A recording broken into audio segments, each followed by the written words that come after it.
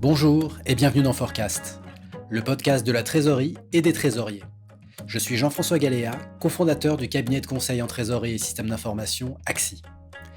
Avec Forecast, je vous propose de rencontrer des professionnels de la trésorerie inspirants qui vont vous apporter leurs témoignages sur les sujets qui impactent et impacteront nos métiers. C'est une bonne question que je me suis beaucoup posée, très franchement, au moment du recrutement, et que j'avais toujours en tête quand je suis arrivé chez Swile. Donc j'avais cette curiosité de me dire, je vois où ils veulent aller, mais malgré tout, ça restait quand même assez extraordinaire pour moi de recruter un trésorier aussitôt, et en l'occurrence quelqu'un qui avait un peu d'expérience, j'avais pas 25 ans. J'ai assez vite compris qu'en fait, on avait une activité qui était transactionnelle, avec des volumétries qui étaient donc déjà très importantes, que le service finance, comme j'ai expliqué, était encore assez jeune et peu dimensionné, que les outils n'étaient pas là, on n'avait pas encore de logiciel comptable lorsque je suis arrivé, et que l'idée du CFO et l'idée dans une entreprise comme Swile qui a beaucoup de volumétrie, je pense que c'est la bonne façon de faire de mon point de vue rétrospectivement, c'est de construire la finance autour des flux et de dire les flux ils sont là, ils existent, ils sont sur les comptes bancaires, il faut être capable de les comprendre, de les maîtriser pour ensuite en tirer les conclusions, que ce soit sur des aspects de comptabilité, passer des écritures comptables, ou que ce soit sur des problématiques plutôt de gestion, d'utiliser ces flux pour justement voir où on va. Et ça, c'était pour moi la grosse originalité, quelque chose que j'avais pas connu auparavant, mais voilà, rapidement, ça m'a paru en fait évident. Aujourd'hui, je reçois Romain Giraudot. Romain est responsable de la trésorerie de la licorne française Swile. Il nous expliquera son parcours et quelles sont les particularités de la gestion de trésorerie d'une scale-up. Bonjour Romain. Salut Jean-François. Comment ça va ? Écoute, ça va très bien, merci. Écoute, merci d'avoir accepté mon invitation. Je suis très content de t'avoir ici. Pour ceux qui ne te connaissent pas, peut-être peux-tu te présenter ? Oui, bien sûr. Donc je suis Romain Giraudot, je travaille chez Swile depuis 2 ans et demi. Je suis en charge de la trésorerie là-bas. Au niveau de mon parcours, rapidement, j'ai fait des études de gestion tout à fait classiques, donc en école de commerce et en IAE à Lyon. J'ai rapidement été captivé en fait et intéressé par les métiers de la trésorerie qui m'ont conduit à Paris assez rapidement parce qu'à l'époque malheureusement ça a un petit peu changé mais c'était un passage quasiment obligatoire donc je dis malheureusement j'étais très content à Paris mais en tout cas c'était un passage un peu obligé.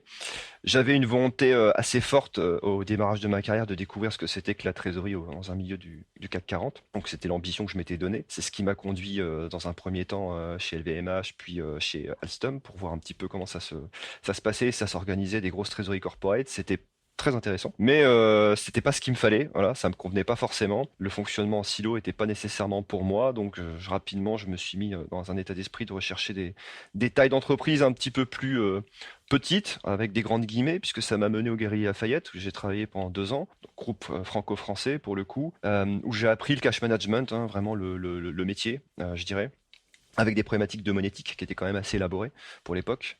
Ce qui est amusant par rapport à ce que je fais aujourd'hui, parce que je pense que c'était un peu l'expérience matricielle de ce que ça allait devenir en termes d'intérêt chez moi pour les problématiques de monétique chez soi. Mais bon, on y reviendra. Après ça, je suis parti chez l'ex Saint-Gobain des Jonquers. Je dis ex Saint-Gobain des Jonquers parce que la société telle qu'elle n'existe plus sous ce nom-là. Là, j'ai pu retrouver de l'international qui, franchement, me manquait un petit peu quand même chez Galeries Lafayette. J'y suis passé donc c'était il y a 10 ans maintenant. Ça m'a permis de découvrir une réalité double, celle d'une entreprise qui est en retournement économique, donc pas simple, mais super formateur pour un trésorier nécessairement. Et puis également le LBO, voilà, c'était mes premiers pas dans ce domaine et c'était une super opportunité, super expérience. Ensuite, j'ai eu le souhait de à la fois personnel, professionnel, c'était un double projet. Je voulais repartir en province avec mon épouse. Et puis j'avais aussi envie de devenir trésorier groupe. C'était l'ambition. Donc le but était de ménager les deux, le pro et le perso. Et j'ai eu la possibilité, la chance de trouver une belle opportunité en province, dans l'Hérault, à Sète, dans à l'époque une grosse PME française, je dirais, qui allait devenir plus tard un leader européen de l'hôtellerie de plein air, donc vacances select. Toujours dans le domaine du LBO, toujours sur cette configuration, donc très challengeant, beaucoup de sujets, 4 financements en 6 ans, des sujets de monétique assez pointus, contrairement à ce qu'on peut imaginer. Dans l'hôtellerie de plein air, il y a quand même de vrais sujets aussi là-dessus, avec de la vente par Internet. une équipe qui s'est constituée au fil des ans, des profils de liquidité un peu atypiques, avec peu d'argent en hiver, beaucoup d'argent en été. Donc franchement, très très très intéressant, passionnant pour un trésorier. Beaucoup d'expérience pour moi accumulée, hein. J'avais que 29 ans et j'y suis resté 6 ans et demi. Et puis à 36 ans, écoute, la fusée soit il allait passer et clairement j'ai eu envie de saisir l'opportunité. Ils venaient de réaliser leur série C, pardon. J'étais pas du tout familier avec cet environnement-là, mais j'ai été vraiment séduit. Bah, justement, est-ce que maintenant tu peux rapidement nous parler un petit peu de Swile? Qu'est-ce que cette société est? Swile, c'est un acteur majeur de l'expérience employée. L'expérience employée, donc, c'est quoi? Bah, c'est tous les produits que l'on offre directement aux entreprises qui permettent ensuite d'apporter finalement une forme de confort et de bien-être aux salariés. C'est un petit peu notre ambition. L'entreprise a été créée en 2016. Elle a commencé à commercialiser en 2018, donc tout ça est assez récent. Nous avons levé 290 millions d'euros depuis la création de la société, hein, ce qui est conséquent, clairement. Swile est une licorne montpelliéraine, c'est la seule qui est montpelliéraine en l'occurrence. Licorne, il y en a un petit peu plus maintenant en France, mais on y tient cet ancrage régional. On est 700 Swilers en France et au Brésil, une petite centaine de personnes quand même qui sont au Brésil, qui est un pays sur lequel on mise beaucoup également. On a 30 000 entreprises clientes, on a 900 000 utilisateurs, ça c'est pour les grands métriques. On gère 1 milliard d'euros de flux, ce qui est conséquent déjà pour une jeune société. Et notre offre, bah, de manière très, très simple et très basique, pour ceux qui ne nous connaissent pas, elle est construite autour de ce qu'on appelle la Smart Card et d'une super app. Le principe, il est extrêmement simple, c'est qu'en fait, on cherche à faire en sorte que la carte, elle soit acceptée partout où elle doit l'être. Ça a l'air de rien, comme ça. En fait, ça change tout, hein. Lorsqu'on est arrivé sur le marché, les fonctionnements étaient fermés. Donc la carte, elle ne passait que là où elle était paramétrée pour être acceptée. Nous, on a pris je dirais, une autre direction. Et on s'est dit, bah non, voilà, on va faire en sorte que dès lors que on a par exemple des titres restaurants, bah, ils doivent accepter dans tous les commerces qui sont affiliés à la CNTR que nous, on est contracté ou pas avec eux. Donc c'était la grosse originalité de notre produit, notre offre à l'époque. D'accord. Et donc, quand tu t'es tourné vers Swile, en fait, tu étais dans quel état d'esprit, en fait? Qu'est-ce qui t'a fait t'orienter vers cette société bien particulière plutôt qu'une autre? L'état d'esprit, bah, on peut résumer en un mot, hein. J'étais un peu usé, en fait, hein, très clairement. 9 ans, je le rappelle, donc dans le LBO, bah, c'est super intéressant. D'ailleurs, on le dit souvent, les années comptent double dans le LBO, mais je peux en témoigner. J'ai vécu beaucoup de choses, beaucoup de projets intéressants, hein. Clairement, je crache pas dans la soupe. C'était de super expériences, mais le contexte LBO a le fâcheux défaut de générer des visions très court-termistes, ce qui, à un moment donné, peut être un peu décourageant parce que bah, on a aussi besoin de la projection sur le long terme. C'est important. Les décisions, elles peuvent pas être drivées que sur une année ou 2 années. Enfin, en tout cas, moi, il me semble. Donc, ça finit par un peu user, je pense, n'importe qui en termes de bonne volonté et de motivation. C'est un milieu aussi, on va pas se cacher les choses, hein, où les ressources humaines sont un petit peu interchangeables, de mon point de vue. Donc, ça amène à avoir aussi beaucoup, beaucoup de changements de N+1. Voilà, hein. Par exemple, chez Vacances Sec, moi, j'ai eu 4 CFO en 2 ans pour illustrer un petit peu la chose. Donc, c'est bien, ça demande de s'adapter, ça permet d'être capable de faire face à tout type de situation, mais à un moment donné, on s'en fatigue un petit peu. Donc, il y avait ça, clairement, hein, qui était extrêmement important pour moi. J'avais une envie de renouveau, j'étais vraiment en quête de sens, mais je savais pas vraiment, finalement, par quel bout prendre le problème, changer de job, essayer peut-être de monter un peu plus haut dans la hiérarchie de la finance. Je me suis vraiment posé ces questions-là. Et finalement, j'adorais mon métier, j'adorais la trésorerie. C'était plutôt le contexte qui me convenait plus et il fallait que je trouve quelque chose d'autre. Donc, quand Swile est arrivé, c'était le fameux alignement des étoiles, c'était parfait pour moi. D'accord. Donc toi, tu es arrivé il y a 2 ans. La société, elle a quel âge aujourd'hui? La société, donc créée en 2016, elle a 6 ans et elle commercialise depuis 5 ans. D'accord. Donc là, ça faisait à peu près 4 ans que la société C'est existait. ça. Comment s'est passé le processus de recrutement? Le processus de recrutement, il a été assez surprenant pour moi, qui était rompu à des processus un peu plus traditionnels, on va dire. J'en avais fait beaucoup, mais il m'a quand même surpris. Surpris par sa rapidité, déjà, hein. Je suis arrivé en fin de process, en fait, hein. Il y avait déjà eu d'autres candidats qui étaient identifiés, et puis finalement, mon nom est sorti du chapeau un peu sur la fin. Donc, ça a été très rapide, Mhm. tout en même temps en amenant beaucoup d'entretiens.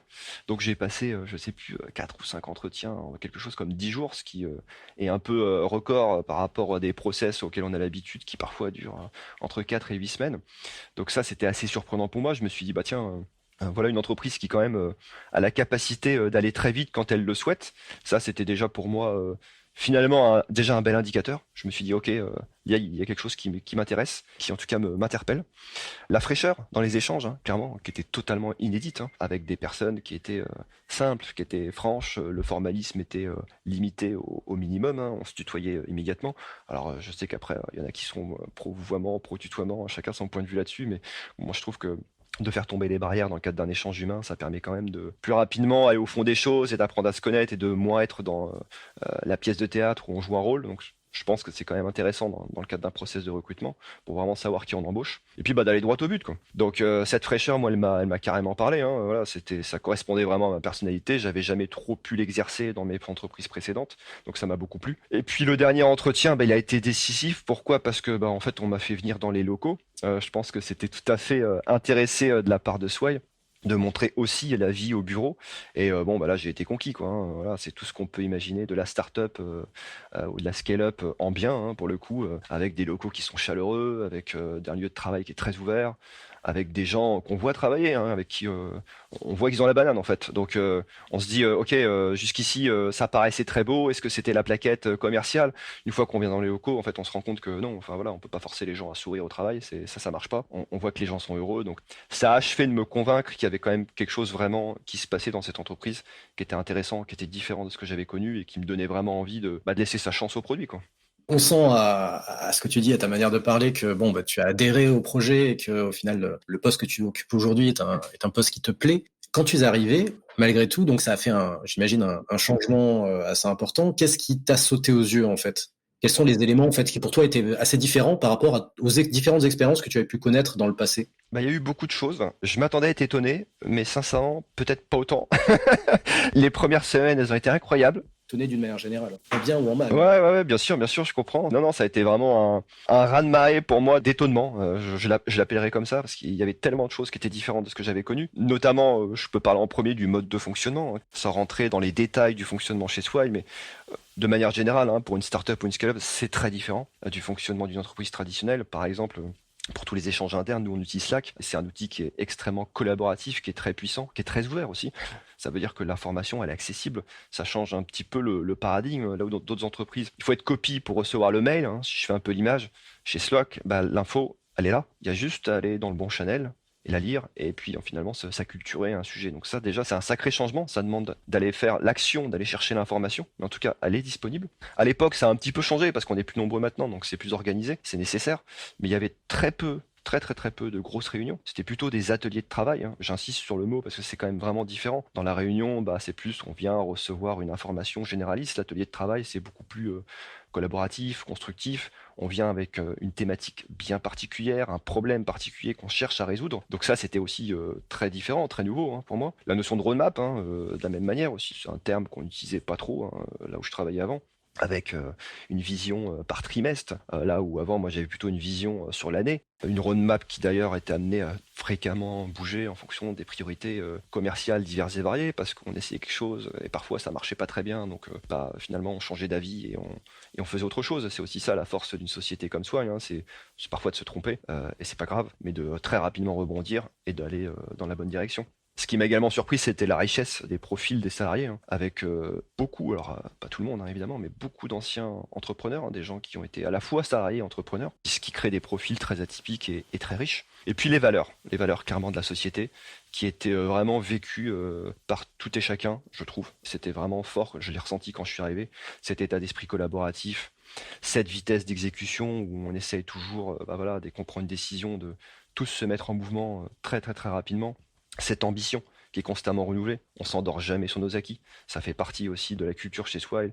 On fait quelque chose, ok, c'est bien, mais c'est quoi le coup d'après? Et puis l'implication de tous dans ces valeurs. C'est ce que j'appelle chérir les valeurs, hein. C'est quelque chose dont on parle aussi chez Swile qui est important. C'est-à-dire que on aime tous travailler chez Swile. Maintenant, pour que ça reste sympa, il faut que chacun fasse des efforts. Et c'est important de se battre, entre guillemets, au quotidien pour maintenir en vie toutes ces valeurs. Sur un sujet différent, hein, le fonctionnement de la finance a été surprenant pour moi aussi, hein. Donc on était quatre à mon arrivée, incluant le CFO. Le CFO était le premier à être arrivé, je pense, en 2019, suivi par la responsable du FP&A, et ensuite je suis arrivé avec un autre collègue à la comptabilité et à la consolidation. Quand on a une équipe qui est si petite par rapport à ce que j'avais connu auparavant, c'est nécessairement un fonctionnement de travail qui est pas le même. Mm. Ça implique des ateliers de travail, j'en parlais auparavant, très collégiaux, des sessions de brainstorming, hein, parfois assez longues, hein, 2 heures, 3 heures, 4 heures, où en fait on échangeait tous ensemble sur tous nos problèmes, et pas juste sur les problèmes de l'un ou de l'autre de manière séparée, et on essayait ensemble de les résoudre en trouvant les meilleures solutions possibles et en étant, je dirais, smart, hein, pour prendre un peu un mot qu'on utilise beaucoup en ce moment, c'est-à-dire utiliser le, le précédent CFO appelait ça le jus de cerveau, j'aime bien cette expression, pour essayer de trouver une solution qui soit intelligente et qui permette, avec finalement peu de moyens, parce qu'on n'était jamais que quatre, de trouver comment résoudre notre problème et faire en sorte qu'on ait quand même d'une manière ou d'une autre, une finance qui tourne dans une entreprise qui quand même avait déjà, à l'époque, quand je suis arrivé, je pense, 200 ou 300 millions d'euros de flux, hein, donc c'était pas rien non plus, quoi. Ce qu'il faut bien comprendre, je pense, au niveau du contexte, c'est que vous étiez donc, lorsque tu as été recruté, 4, mais aussi les effectifs globaux de Swile, à cette époque-là, étaient bien inférieurs à ceux qu'ils sont aujourd'hui. Ouais, tout à fait. Ouais. J'ai le souvenir qu'on était 220. Sur les 220 personnes, il faut imaginer aussi que tout le monde n'était pas à Montpellier. Moi, je travaille à Montpellier. On avait aussi on a toujours et on avait des locaux parisiens. Donc, on avait en gros peut-être 80 personnes qui étaient à Paris, 80 personnes qui étaient à Montpellier, et les 80 autres étaient directement en télétravail en fait. Particulièrement la population des ingénieurs, des développeurs qui très fréquemment travaillent de chez eux. Donc, finalement, voilà, ça faisait quand même assez peu de monde techniquement à Montpellier, et donc des effectifs qui effectivement voilà, sont pas du tout ceux que l'on a aujourd'hui. Donc à 4, pourquoi recruter un trésorier en fait aussi rapidement? C'est-à-dire que vous étiez 3 lorsque toi tu étais recruté. Pourquoi ce choix? Bah, c'est une bonne question que je me suis beaucoup posée, très franchement, au moment du recrutement, et que j'avais toujours en tête, hein, quand je suis arrivé chez Swile. Donc j'avais cette curiosité de me dire, bon, je vois où ils veulent aller, mais malgré tout, ça restait quand même assez extraordinaire pour moi de recruter un trésorier aussitôt, et en l'occurrence, quelqu'un qui avait un peu d'expérience, hein, j'avais pas 25 ans. J'ai assez vite compris qu'en fait, on avait une activité qui était transactionnelle, avec des volumétries qui étaient donc déjà très importantes, que le service finance, comme j'ai expliqué, était encore assez jeune et peu dimensionné, que les outils n'étaient pas là, on n'avait pas encore de logiciel comptable lorsque je suis arrivé, et que l'idée du CFO et l'idée dans une entreprise comme Swile qui a beaucoup de volumétrie, je pense que c'est la bonne façon de faire de mon point de vue rétrospectivement, c'est de construire la finance autour des flux et de dire ok, les flux ils sont là, ils existent, ils sont sur les comptes bancaires, il faut être capable de les comprendre, de les maîtriser pour ensuite en tirer les conclusions, que ce soit sur des aspects de comptabilité, passer des écritures comptables, ou que ce soit sur des problématiques plutôt de gestion, d'utiliser ces flux pour justement voir où on va. Et ça, c'était pour moi la grosse originalité, quelque chose que j'avais pas connu auparavant, mais voilà, rapidement, ça m'a paru en fait évident. En arrivant à ton poste, quels étaient les défis qui se sont présentés à toi dès le début en fait? Quels sont les principaux sujets sur lesquels il a fallu que tu travailles et que tu travailles sûrement encore aujourd'hui? Bah, le premier défi, je le savais, mais ça n'a pas été quand même une mince affaire. C'était de me retrouver de nouveau seul, hein. Auparavant, chez Vacances Select, j'étais dans une équipe que j'avais constituée. Donc ça veut dire quoi? Ça veut dire qu'il y a des tâches concrètement qu'on fait plus. Ça veut dire que l'opérationnel, on y touche un peu de temps en temps, mais plus trop, et qu'on est plutôt dans des problématiques soit de management, soit d'analyse. Bon, bah là, j'étais seul, donc du management, techniquement, il n'y en avait plus. De l'analyse, évidemment, il allait falloir en faire beaucoup, mais pas que. Il allait y avoir aussi de l'opérationnel. Donc je le savais, mais ça n'a pas été simple, parce qu'il y avait à la fois une dimension day-to-day corporate, voilà, hein, le métier de trésorier usuel, on paye les fournisseurs, on paye les salaires, on fait les remboursements clients, etc., qui est la partie absolument obligatoire et nécessaire au quotidien. Mais il y avait aussi le day-to-day technique, qui là est totalement spécifique à Swile, qui correspond à aussi des tâches de trésorerie, mais construites autour du produit, mais j'y reviendrai après, qu'il fallait que j'appréhende, que je comprenne. Et puis des projets qui étaient extrêmement nombreux, projets finance ou projets entreprise d'ailleurs, mais projet entreprise par exemple, c'est quand je suis arrivé, on a lancé notre première filiale à l'étranger au Brésil, et donc nécessairement, quand on part au Brésil, qui est un pays qui est extrêmement différent de la France sur bien des points, en tout cas pour ce qui est de la trésorerie, il y a beaucoup de particularités, notamment sur les moyens de paiement. C'est un pays que je connaissais un petit peu, mais pas beaucoup, mais il a fallu aussi m'acculturer à ce sujet, et c'est ça qui était finalement difficile, c'était à la fois d'assurer le quotidien, de se projeter sur la suite, de gérer des projets qui étaient loin d'être simples, et quand on est seul, ça demande effectivement une agilité qui est assez importante. La partie technique, hein, justement, je voulais y revenir. C'était une partie qui était complexe à appréhender. Pourquoi? Parce que l'offre Swile, moi, je la considère un peu comme une formidable architecture monétique, hein. C'est un produit qui est basé sur de l'innovation, mais qui, de peu ou prou, correspond en fait à de la monétique. Donc il faut être capable de comprendre comment ça fonctionne, et puis d'accompagner en fait son évolution, parce qu'il est en évolution constante, et c'était encore plus vrai à l'époque où je suis arrivé. Il y avait beaucoup de features qui sortaient régulièrement, et il fallait faire en sorte que, d'un point de vue financier, d'un point de vue flux pour ce qui me concerne, ça suive. Donc la grosse différence, en fait, la grosse nouveauté, c'était les échanges avec des départements internes avec lesquels, très sincèrement, auparavant, moi, j'aurais jamais échangé. Des services comme l'engineering, comme la data, comme le payments, le legal, bon, j'ai échangé déjà avec eux auparavant. Des gens avec qui, finalement, on participait tous ensemble à construire la solution. Voilà. Et donc toi, tu étais sollicité par le produit, pourquoi? Pour des conseils? En fait, comment est-ce que la trésorerie s'implique dans le produit chez vous? Bah, le produit ne fonctionne que si l'argent circule. Voilà. Si l'argent circule pas de la bonne manière, le produit, en fait, il fonctionne plus. Faudra imaginer que si demain il y a une défaillance au niveau de la trésorerie, bah, concrètement, l'utilisateur, il arrive pour acheter sa baguette de pain à la boulangerie, et bah, ça va pas passer au TPE. Voilà, c'est ça que ça veut dire. Donc, il y a une pression qui est importante là-dessus, et il y a une véritable réflexion collégiale à mener avec les équipes qui cherchent justement à optimiser l'offre, en essayant d'imaginer comment, d'un point de vue financier, on peut accompagner cette optimisation de l'offre. Est-ce que ce qu'on veut faire, ça va marcher? Est-ce que ça va pas marcher, et auquel cas, il faut trouver d'autres solutions, ou prendre une bretelle d'autoroute et se dire, bah non, ok, je pensais qu'on allait faire comme ça, bah non, on va pas faire comme ça, on va faire différemment, et on va trouver une autre solution qui amènera au même résultat à la fin. Et là, avec un trésorier aux manettes, si le produit ne peut pas fonctionner, si tu es en vacances ou tu es malade, comment ça se passe? Enfin, est-ce que c'est pas que quelque part le risque est pas très important? Le risque, ouais, bon, il était clairement important. Comment on a pu pallier ça? Bon, bah forcément, quand on vient d'arriver dans une société, on n'a pas énormément de vacances non plus, donc j'ai pu gérer aussi un peu comme ça. Mais la partie la plus importante, elle a surtout été gérée par justement cette approche collégiale dans l'équipe que moi j'avais jamais connue, hein. Donc très concrètement, j'avais un collègue qui était plutôt de formation comptable. Bah, je l'ai formé sur ce que j'appellerais le strict minimum syndical de la trésorerie, et ça a permis, bah, les jours où j'étais pas là parce que j'avais besoin de pas être là, d'avoir quelqu'un qui puisse faire un backup minimum et en qui j'avais confiance. Et ça, c'est quelque chose qui était absolument formidable, parce que dans une entreprise, encore une fois, traditionnelle, il nous viendrait jamais à l'idée, si on a un problème d'effectif, d'aller voir les copains de la compta ou les copains du contrôle de gestion et leur dire, bon, écoutez, là, je vais pas être là, j'aurais besoin de votre aide. Ça se passe pas, ça arrive nulle part. Bah, chez Swile, ça arrive, voilà. Et c'est ce qui a permis, avec finalement peu de personnes et beaucoup de bonne volonté, de construire ce qu'on est devenu. Il y avait d'autres défis, hein, j'aurais pu un petit peu parler. L'appréciation du cash burn, c'est quelque chose que je voulais aborder aussi. Le cash burn, c'est un indicateur qui est bien particulier, qu'on n'a pas dans toutes les entreprises.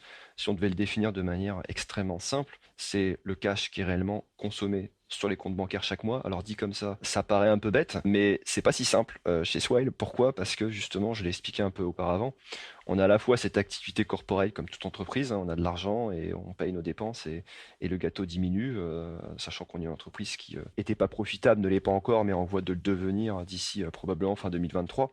Donc on sait que tous les mois, on dépense de l'argent, donc le débat n'est pas vraiment là, mais le débat est plutôt de savoir combien on dépense précisément.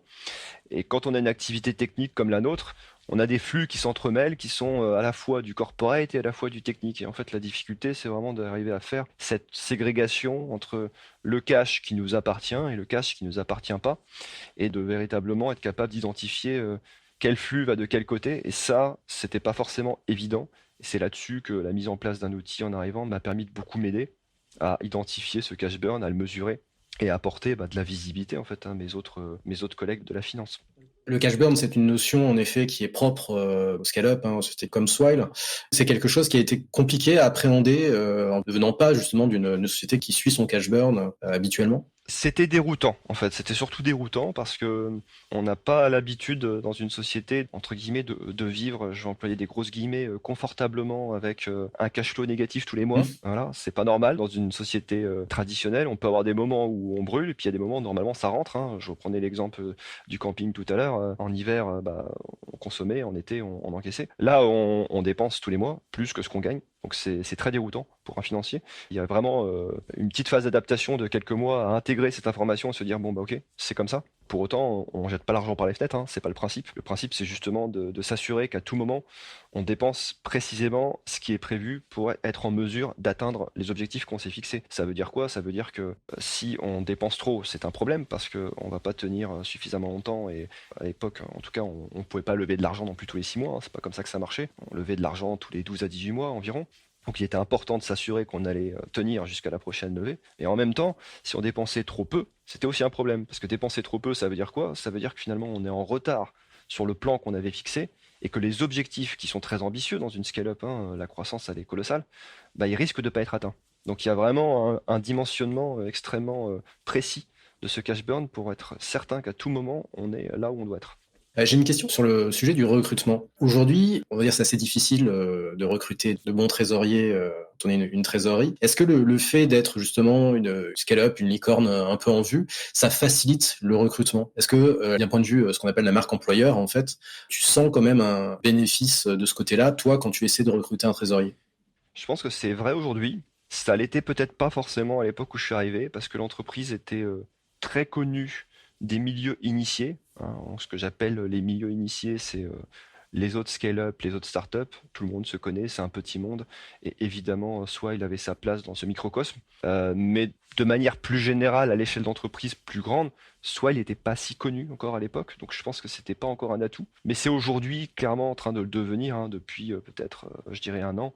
Ouais, effectivement, les gens nous connaissent bien, donc globalement, on a aussi, je pense, une emphase marketing qui est assez forte et qui plaît plutôt. Voilà, sur les réseaux sociaux, généralement, on sait avoir le bon mot, je pense, et c'est important parce que ça communique auprès des entreprises, mais ça communique aussi auprès des utilisateurs, et ça communique aussi potentiellement auprès de futurs collaborateurs et de gens qui peuvent se dire, mais tiens, moi j'ai envie de participer aussi à cette aventure. Donc oui, je pense que c'est clairement important et que ça participe à cette facilité de recrutement dans un contexte qui est extrêmement difficile pour tout le monde aujourd'hui. C'est particulièrement difficile de trouver les bons collaborateurs. Maintenant, ça ne nous empêche pas de rencontrer aussi des difficultés comme chacun sur des métiers parfois de niche où la réalité est qu'il y a peu de candidats. Il faut pouvoir donner envie de venir et particulièrement quand on est à Montpellier pour certaines fonctions, d'autres sont à Paris. Là où les profils parfois sont à Paris, bah, il faut être capable aussi de donner envie de venir à Montpellier. Ce qui peut paraître évident pour certains, mais pas pour d'autres. Oui, oui, c'est vrai que c'est un choix de rester à Montpellier qui peut avoir des impacts de ce côté-là au niveau des recrutements, ouais, j'imagine. Même si vous n'avez pas choisi non plus l'endroit le plus désagréable qui soit. Non, c'est voilà, bah, moi tu prêches un convaincu, hein, Jean-François. J'adore le soleil, j'adore le sud, et je trouve que c'est une qualité de vie qui est absolument formidable. Maintenant, c'est certain que c'est pas non plus la même effervescence professionnelle que l'on peut avoir à Paris. Je pense que l'attachement à Paris, il est aussi important pour un certain nombre de personnes dans dans la dynamique où s'ils veulent changer d'emploi, c'est plus facile. C'est sûr qu'à Montpellier, il n'y a pas autant d'entreprises qu'à Paris, donc c'est une notion importante. Tout dépend un petit peu où on met le curseur entre les choix personnels et les choix professionnels, je dirais. Maintenant, après donc 2 ans d'expérience en tant que trésorier groupe chez Swile, quel est ton état d'esprit? Bah, mon état d'esprit, il est celui de quelqu'un qui a renouvelé complètement son intérêt professionnel. Pareil, je dirais que ça peut paraître un lieu commun, ce que je suis en train de dire, mais ça l'est franchement pas. J'ai retrouvé vraiment de la curiosité. Je pense que je l'avais pas perdu complètement, mais j'en avais perdu une partie. Soit parce qu'on a trop la tête dans le guidon, dans des problématiques extrêmement processées et qu'on n'a plus forcément le temps de lever la tête et de regarder un petit peu ce qui se fait à côté. Et c'est quelque chose qu'on nous invite aussi, hein, à faire chez soi. Et on a beaucoup de travail, c'est difficile, mais c'est toujours important. Et en tout cas, on nous limite pas là-dessus sur le fait de s'intéresser ici ou là à des choses qui se passent et à de l'innovation et à des démarches intéressantes. Donc cette curiosité, elle est vraiment revenue. Et ça, c'est quelque chose qui est super important pour moi.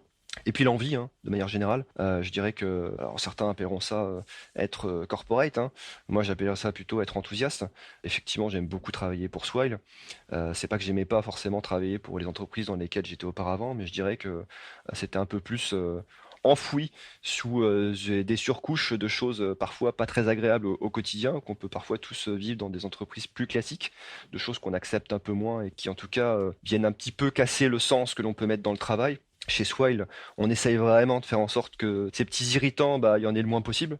Et ça permet bah, justement d'être assez épanoui et de venir au travail comme on est soi-même, hein. Finalement, c'est aussi ce que je dis souvent. Il n'y a pas vraiment deux Romains, hein. Je suis la même personne globalement dans ma vie privée que je peux l'être chez Swile. C'était pas forcément le cas avant parce que j'avais une grosse réserve, je pense, comme on l'a souvent tous. Et chez Swile, j'ai la capacité de venir comme je suis moi-même, comme j'aime m'habiller, comme j'aime être, comme j'aime rigoler. Et c'est super important parce que bah, quand on arrive le matin et qu'on est très à l'aise et qu'on se sent un petit peu comme à la maison, bah, en fait, on gagne du temps.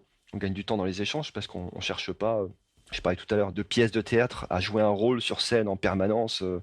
Pour être bien vu ou en tout cas pour pas être mal vu, hein, ça dépend comment on voit les choses. Non, voilà, on vient parce qu'on y croit, on croit dans la société et on a envie en fait d'apporter sa pierre à l'édifice d'un truc incroyable qui est en train d'être construit et ça fait vraiment plaisir de se dire ok, il y aura une petite part de cet édifice, bah ça sera moi. Bon, Romain, tu as l'air d'être convaincu Je crois, hein. de ton expérience, j'ai l'impression, mais les yeux dans les yeux.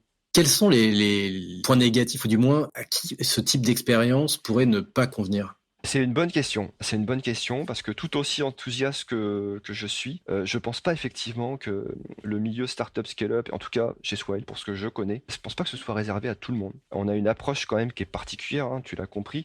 On laisse énormément d'autonomie aux collaborateurs. C'est un peu la rançon de notre succès. En revanche, je pense que pour pas mal de personnes, cette autonomie peut être trop importante. Donc on peut aussi parfois être en manque de repères dans ce genre d'environnement et ne pas forcément savoir exactement où on doit aller parce qu'on n'a pas des consignes suffisamment claires. Et quand on a un profil où on a plus besoin, je pense, d'avoir une direction claire, un cadre bien défini, je pense que ça peut être compliqué. Ça peut être compliqué et on peut potentiellement ne pas être épanoui dans ce genre d'environnement. On l'a vu, hein, voilà, hein, on a eu parfois même à l'équipe finance, hein, des échecs de recrutement parce que on avait mal dimensionné justement cette partie-là. On avait un collaborateur qui techniquement était très bon, il n'y avait pas de problème, mais qui s'est pas forcément retrouvé chez Swile dans cette liberté d'action qui est très importante. Donc ouais, non, clairement, ça correspond pas forcément à tout le monde. Je pense que c'est vraiment un état d'esprit un petit peu entrepreneur, voilà, dans l'âme, si on pouvait utiliser un mot un peu fort, entrepreneur salarié. Il y a un petit quelque chose comme ça chez Swile qui plaît ou qui ne plaît pas, mais bon, c'est bien, il faut tout pour faire un monde. D'accord, ok. On a vu un peu quel était ton parcours et ton présent. Et aujourd'hui, en fait, quels sont un peu les sujets brûlants que vous avez chez Swile au niveau de la trésorerie? Qu'est-ce qui vous impacte et vous impactera sur la période à venir? Bah, les sujets brûlants, on en a deux, hein, de deux types franchement très différents. Un qui est plus, je dirais, lié à notre volumétrie actuelle. Bon, voilà, je le disais tout à l'heure, 1 milliard d'euros de flux, hein, c'est conséquent. Ça implique de nombreuses problématiques qui, peut-être, quand on faisait 200, 300 millions d'euros, étaient déjà là, mais n'étaient pas forcément prégnantes, mais qu'aujourd'hui, à 1 milliard, bah, deviennent potentiellement plus problématiques sur la masse.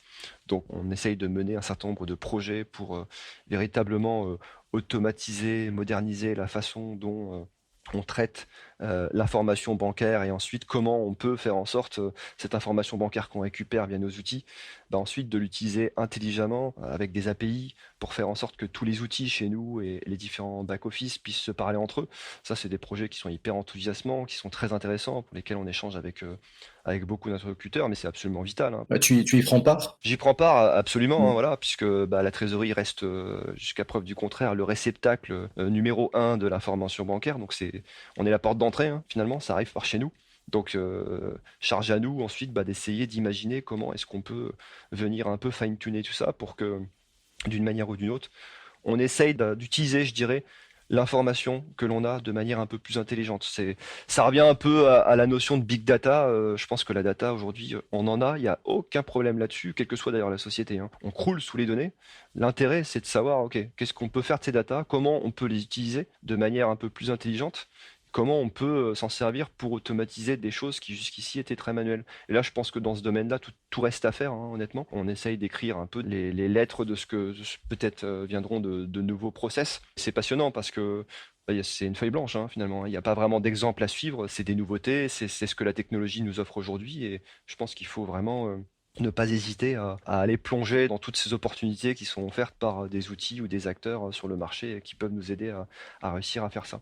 Ça, c'est pour la partie plutôt, je dirais, défis internes, hein, voilà. En termes de défis un peu plus externes et en termes d'ouverture un peu plus grande, bah, on a communiqué un peu cet été là-dessus. On travaille sur un projet de rapprochement avec une société qui s'appelle Bimpli, qui est le ex-Apetiz, qui est une filiale du groupe BPCE, un grand groupe bancaire, qui opère sur strictement le même secteur d'activité que nous, hein. Bimpy est un acteur des titres restaurants, des titres cadeaux, etc. Donc on peut le dire, hein, par le passé, un concurrent. Et donc on mène ce projet de rapprochement qui se passe très bien et qui devrait aboutir dans le courant du mois de décembre et qui nous permettra clairement de changer de dimension, puisque Bimpy est une entreprise qui est plus grande, hein, que nous.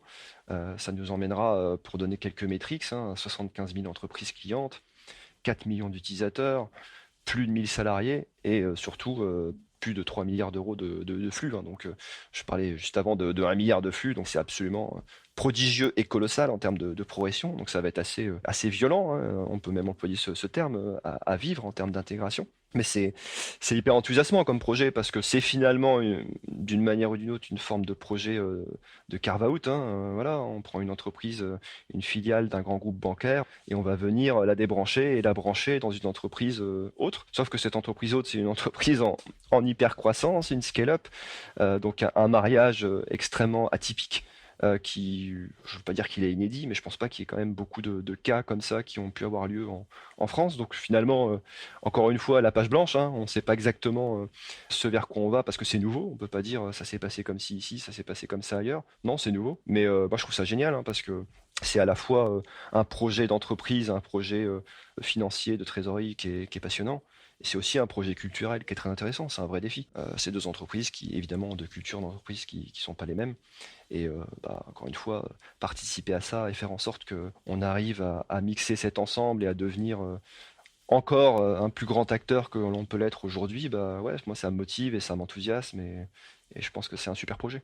Ouais, donc tu n'es pas sur le point de t'ennuyer, j'ai l'impression. Non, je pense que j'ai du pain sur la planche pour les années à venir, il n'y a pas de problème. Et puis des projets, on en aura encore d'autres. Donc s'ennuyer chez Swile, c'est pas possible, ça peut pas arriver. En tout cas, c'est très agréable d'entendre un témoignage comme le tien, très positif pour ton métier et pour le métier de la trésorerie d'une manière générale. Écoute, merci beaucoup Romain. Merci à toi Jean-François, merci pour cet échange. Je t'en prie, c'était un plaisir. C'était un plaisir aussi. J'imagine que ça va pouvoir apporter beaucoup d'éclairage sur ce qu'est être un trésorier dans une scale-up. Cette expérience-là qui est, c'est vrai, a l'air d'être un peu différente de celle d'un trésorier dans un grand corporate, comme on peut en avoir un peu plus l'habitude. Donc merci beaucoup pour ton témoignage et je te dis à bientôt. Merci à toi et à bientôt également. Ce podcast est maintenant terminé. Si vous avez apprécié cet échange, n'hésitez pas à liker et partager. À bientôt pour un nouvel épisode de Forecast, le podcast de la trésorerie et des trésoriers.